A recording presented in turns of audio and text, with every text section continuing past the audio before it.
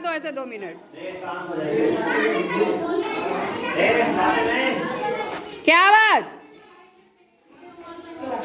देखिए जैसा त्योहार है वो जो है 5 दिवसीय कार्यक्रम है जिसकी जो शुरुआत होती है वो धनतेरस से होती है और इसकी पीछे एक कथा है कि जब समुद्र मंथन हुआ तो समुद्र मंथन के समय असुर और देवता दोनों अमृत को पीना चाहते थे तो उस अमृत को लेकर जो प्रकट हुए थे समुद्र मंथन से वो धन्वंतरी थे।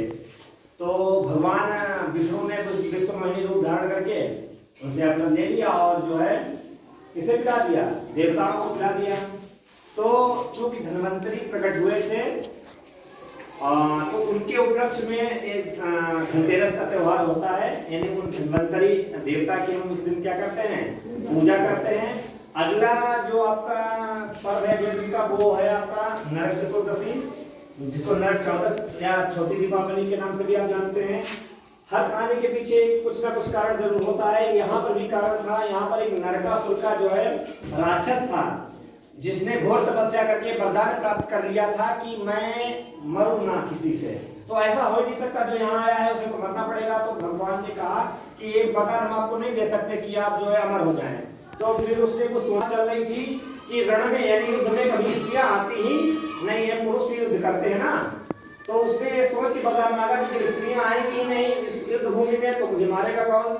लेकिन जब ऋषि मुनियों ने भगवान कृष्ण के पास अपनी समस्या कही जाके कि नरकासुर से हम लोग बहुत पीड़ित हैं, आप हमारा उद्धार करें, तो जो कृष्ण भगवान थे वो अपनी पत्नी जिनका नाम था सत्यभामा के साथ जो है गए और सत्यभामा ने उस नरकासुर का वध किया और उसके अंडर में करीब 16,000 राजकुमारियां थी। तो उन राजकुमारियों ने कहा कि अब हमारे ऊपर तो दाग लग गया, लोग ये समाज हमको अपनाएगा नहीं क्योंकि हम उसके अधीन रहे नरकासुर के इतने समय तक। तो भगवान ने सत्यभामा की मदद से उन 16,000 जो है राजकुमारियां जो थी उनसे जो है विवाह कर दिया। ये 16,000 रानियां थी, 108 मुख्य रानियां उनकी थी कृष्ण भगवान की। तो इस तरीके से ये जो है आपका नरक चतुर्दशी का जो पर्व है वो मनाया जाता है। उसके बाद दीपावली का पर्व आता है। ये भी आपको पता है कि भगवान रामचंद्र रावण का वध कर वापस अयोध्या आए थे, तो उनकी खुशी में जो अयोध्या वासी थे उन्होंने दीपक जलाकर अपनी प्रसन्नता को प्रकट किया और एक संदेश आया कि बुराई पर हमेशा जो है अच्छाई की विजय होती है। उसके बाद आपका जो पर्व है गोवर्धन पूजा, वो भी भगवान कृष्ण से संबंधित है। गोवर्धन एक बार जो भगवान कृष्ण ने कहा कि आप इंद्र की पूजा ना करें और किसकी पूजा करें, गोवर्धन, क्योंकि गोवर्धन इतना विशाल है। अभी आप लोग देखने भी गए थे, लगभग 21 किलोमीटर में फैला है।